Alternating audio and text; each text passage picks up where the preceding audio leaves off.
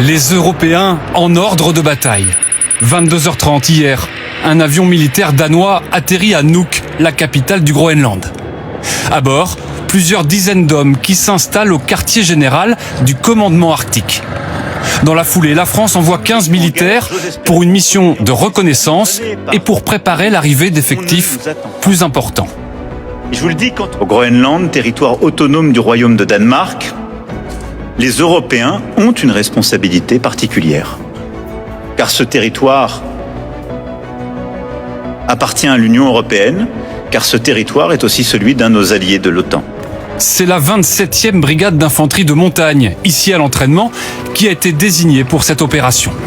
Des militaires spécialisés dans la prévention et la projection en conditions climatiques extrêmes, habitués des opérations à l'étranger, dont le Kosovo, l'Afghanistan ou le Tchad. Ils seront appuyés par des moyens aériens et maritimes français, de quoi rassurer les Groenlandais rencontrés ce soir. Je pense que c'est bien de savoir qu'on a des alliés et que quelqu'un est prêt à nous défendre.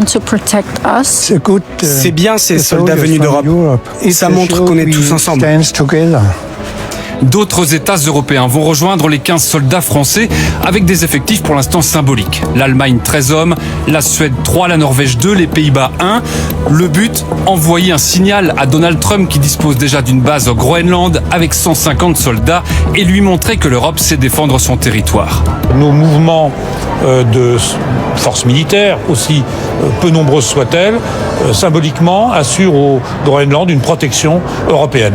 Ce renforcement militaire européen intervient au lendemain d'une rencontre à Washington entre les chefs de la diplomatie du Danemark et du Groenland et leur homologue américain, d'où ils sont ressortis perplexes.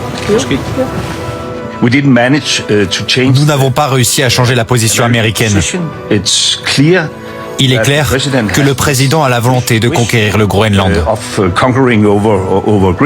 Soufflant le chaud et le froid, Donald Trump a redit son objectif de s'approprier l'île, tout en assurant qu'il trouverait une solution avec les Danois avec qui il a, dit-il, de très bonnes relations.